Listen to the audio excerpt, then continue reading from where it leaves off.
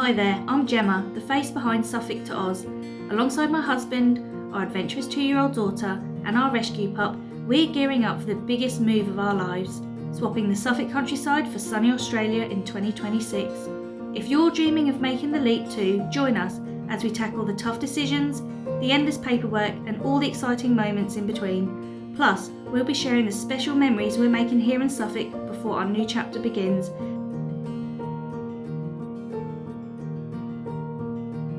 Hello and welcome back to the channel. So since our last update, things have started to feel a bit more real. We've now told our family of our plans and also begun to tell our close friends too. It's exciting, but I don't think it's fully sunk in yet. We're aiming to make the big move in spring next year, so fingers crossed that things stay on track. In the meantime, we've started the decluttering process and started selling everything that we can do without. I've heard from fellow expats here on YouTube that this is one of the biggest jobs, so I figured that it's best to start this one sooner rather than later. Over the next couple of months, we'll be reaching out to some pet relocation agents and visa agents to get some quotes and to get the ball rolling. So there's lots to plan and it's all starting to happen. So with the school holidays in the UK coming up, I thought now was a perfect time to share our experience of flying with our 22-month-old daughter from the UK to Australia in February of this year. If you're planning a long-haul trip with a toddler, then this video is packed with tips, lessons learned, and everything we wish we knew before we flew. So first off, choosing the right flights. So for our first trip to Australia with our daughter, we chose to fly with Singapore Airlines. We've flown with them back in 2018 and had an amazing experience, and they're known for being very family friendly, so for us were the obvious choice for this trip. One of our top priorities was arriving in Australia in the evening. Our goal was to go straight to bed on arrival to reset our body clocks. From past experience, this tip really worked well for us, and we were really hoping that this would work well for our little one too. We did consider breaking up the journey with a stopover, whether that was for like a night or two or a few more hours, but after chatting to my sister-in-law in Australia, she also did a similar trip with her then 2-year-old when she flew from Australia to Europe, and she strongly advised against it. She personally found that the stopover made the jet lag worse for her daughter. We also remembered watching a clip from That Johnson Life when he and his family did quarantine during COVID, and I remember him saying that their then 2-year-old daughter coped with the time difference a lot better than he and his wife did, so that gave us some hope. So here's what our itinerary looked like for our trip. So even though our daughter was under 2 at the time of travel, we brought her own seat, and to be honest, that was a game changer. When we went to Mexico in April 2024, she was on our lap for the whole flight, and when she finally fell asleep, that meant that we couldn't move an inch. So lesson learned. So this option wasn't available to book on the Singapore Airlines website, so we had to call them directly to book her seat this way.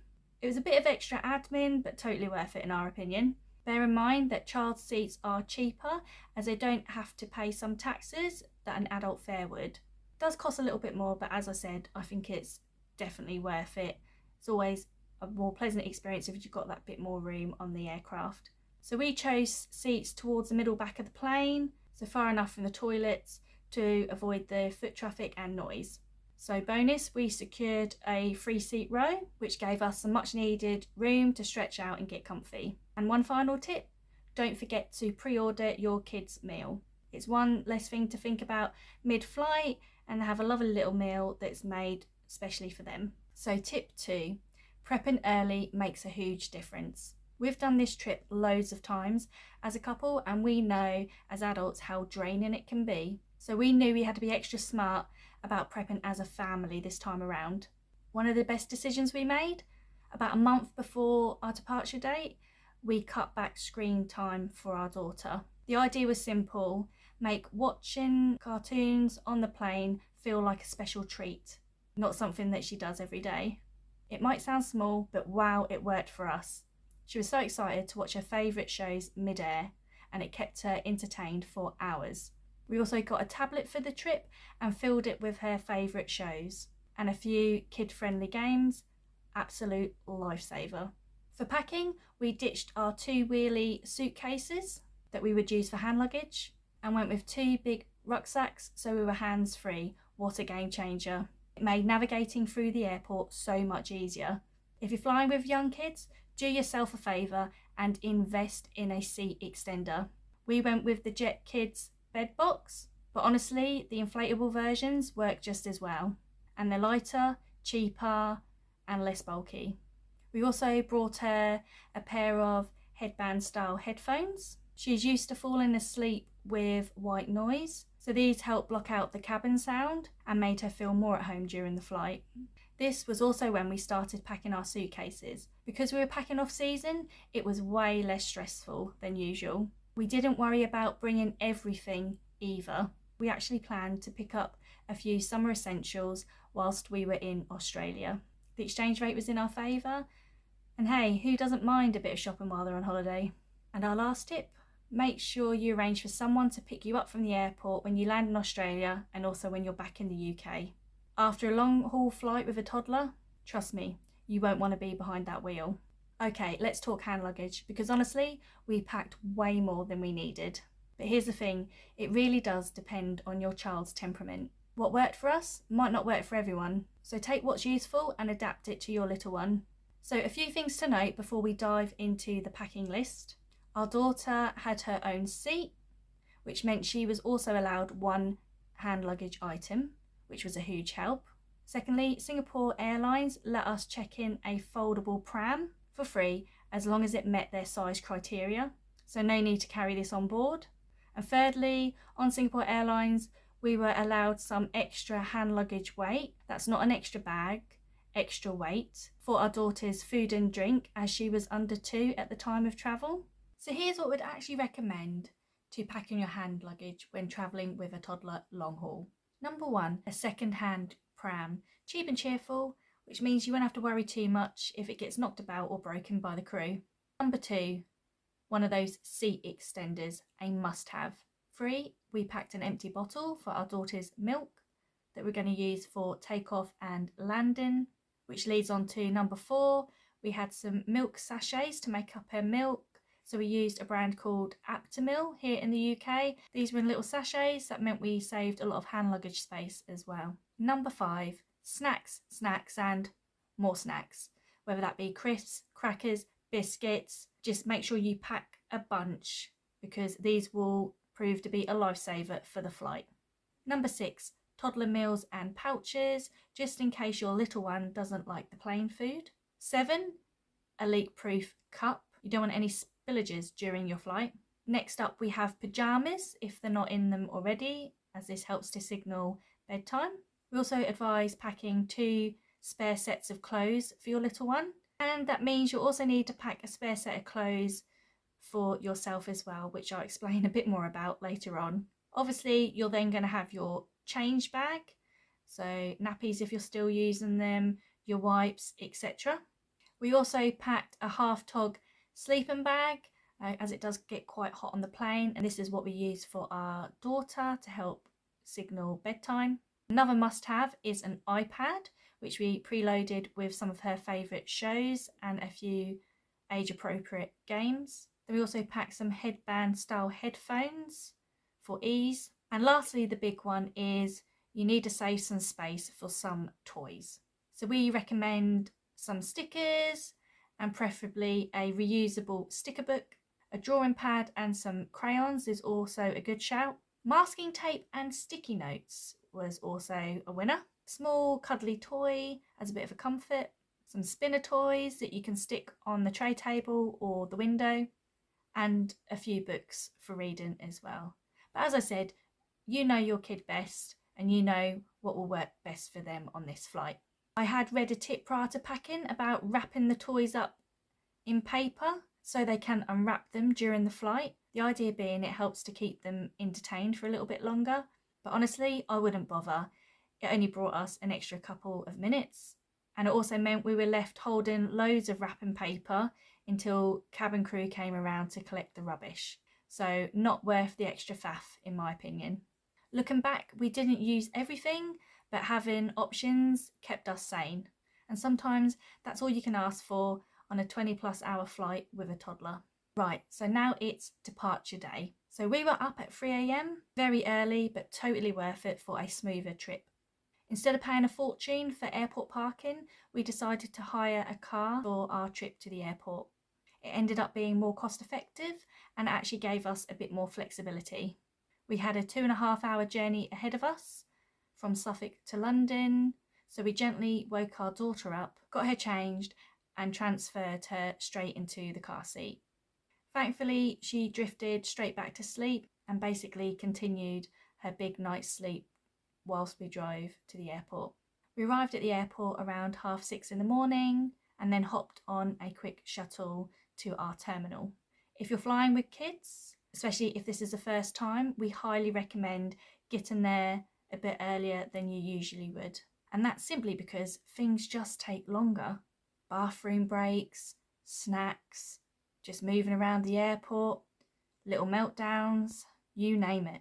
We aimed to check in 4 hours before our flight, and honestly, it was the right call. Luckily, we were able to drop off our checked bags nice and early, and the staff gave us a polythene bag for our pram, which we'd later gate check at boarding. Super smooth process and one less thing to worry about. Next, we headed to security and joined the family lane. I'd already packed all our liquids in a clear bag beforehand, which made the whole process much quicker and stress-free. So at this point, our daughter was wide awake. There was a lot going on, so the next task was making sure we all had a belly full of food and that we tired her out ready for the trip ahead. We stopped at a restaurant for a hearty meal and then headed to the free soft play area in the terminal so she could stretch out and burn some energy before we got on the plane. Another top tip, grab a couple of those big water bottles once you've passed through security. Flights can get really warm, so it's great to have some water on hand, especially if you're making up formula. Just don't forget to empty them before your next leg if you're in transit, as you won't be able to take full bottles of liquid through security. But you're never too far away from a water fountain the other side. Next up, boarding the plane. As soon as families were able to board, we headed straight on. This is also the point where we left our pram to be checked into the hold. It was super easy and very well organised.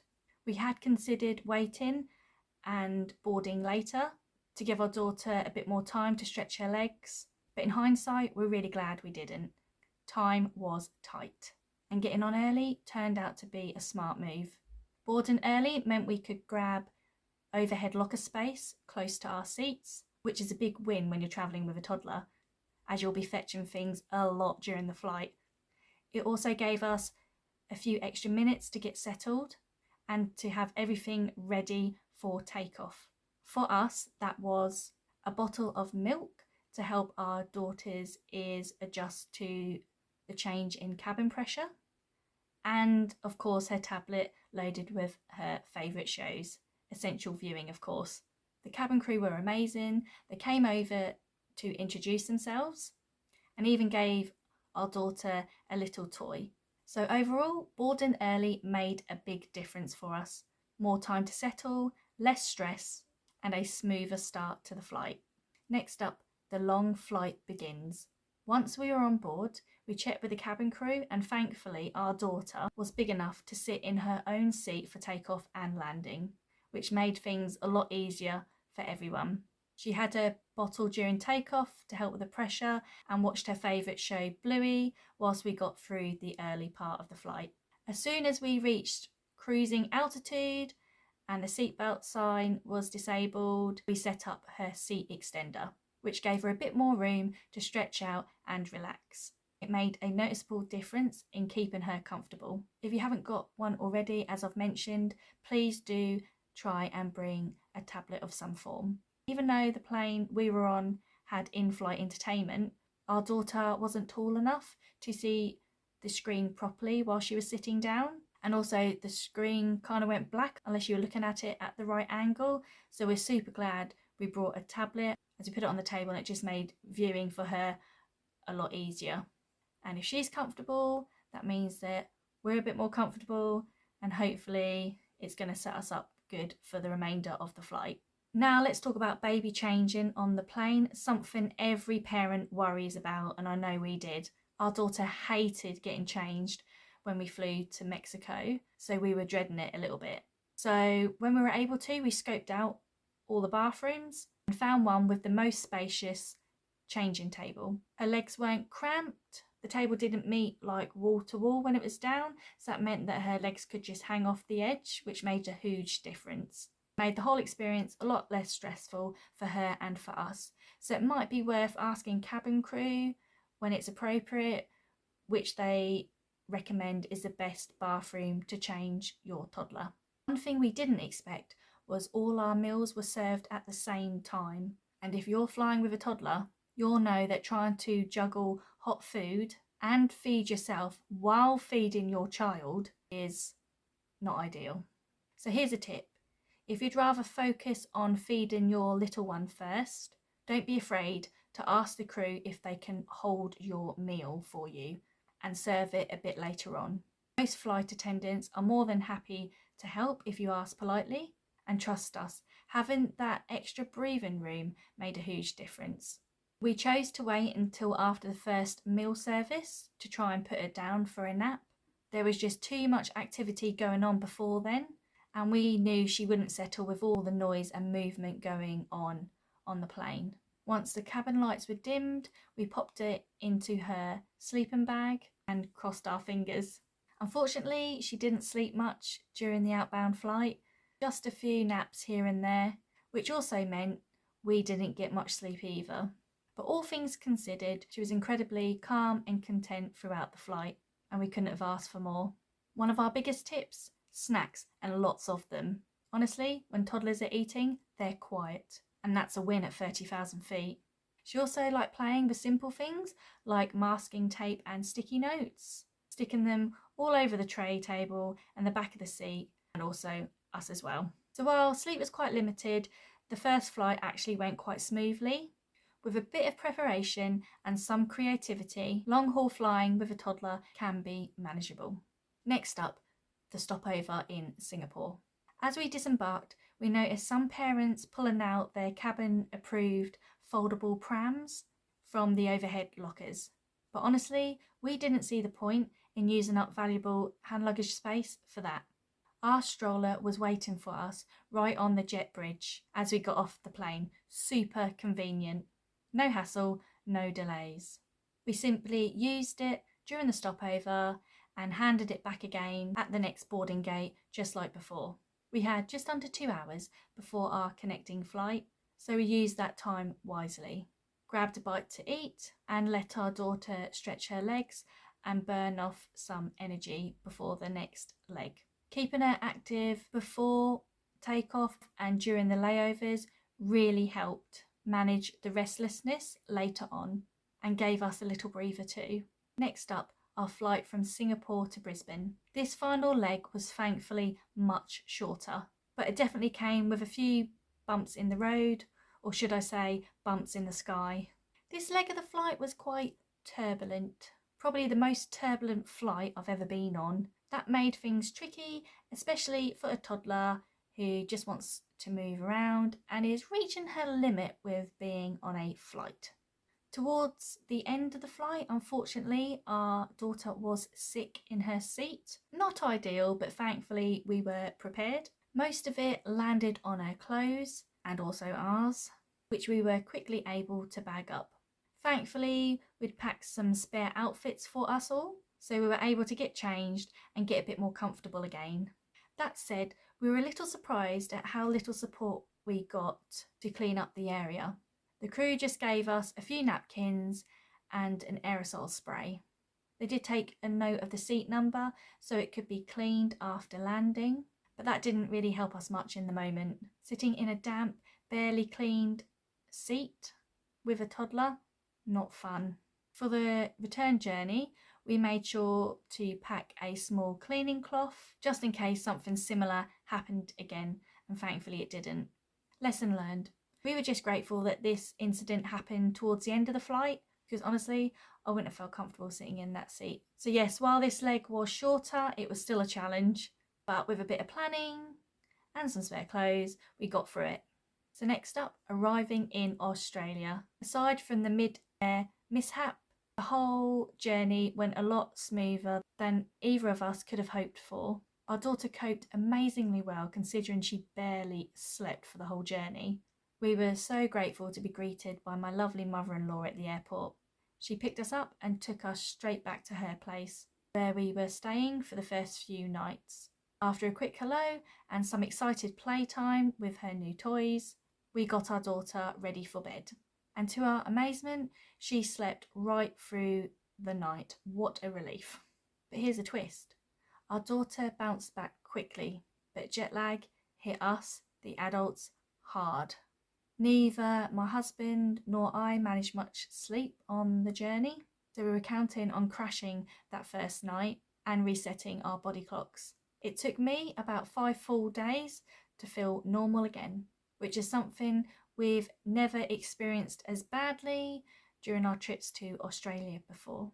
Whether it was just the lack of sleep or the intensity of travelling with a toddler this time around, certainly hit us differently this time.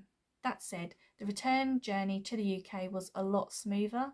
We all managed to sleep much more on that return journey, maybe thanks to all that sightseeing and running around during our trip. So what would we change next time? On the return journey, we had a longer stopover at Singapore, which was around 4 hours, thinking it would give us more time to explore the amazing airport. In theory, this sounded amazing, but in reality, we were absolute zombies, wandering around at 5 a.m, barely functioning, and honestly, we just wanted to keep moving so we could get home. We had big plans to visit some of the airport's amazing attractions, but unfortunately, a lot of them were closed at the time of our arrival. The butterfly garden was technically open, but even the butterflies were asleep because it was still dark. So next time, we'd just opt for a shorter stopover and we'd just power on through. Another lesson learned, the meal trays. One thing we'd wish we'd done differently during the flight was to get rid of our meal trays as soon as we'd finished eating. The airline served our meals first, which was great, but it meant that the trays stayed out until the entire cabin had finished eating. And of course, that's exactly when our daughter decided to chuck up. We were stuck, cramped in with trays everywhere, and couldn't reach anything to help her straight away. So a tip from us. Once you're finished, ask if the crew can take your tray away as soon as possible, just in case. The first 24 hours in Australia were a bit of a blur. We were dazed, sleep deprived, and yes, our first day ended with a trip to accident and emergency. But I'll save that story for the next video. Despite the chaos, it was totally worth it. If we managed it with a toddler on barely any sleep, then you can too. Let me know in the comments, what's your #1 long haul travel tip with kids? How do you tackle jet lag? If you found this video helpful, or you're planning a long haul trip with your little one, give it a thumbs up so more parents can find it too. Subscribe for more updates on our immigration journey, as well as our upcoming story about how our trip to Australia started with a trip to the hospital. Yes, it really happened. And don't forget to drop your best jet lag survival tip or long haul travel hacks in the comments. I'd love to hear what's worked for you.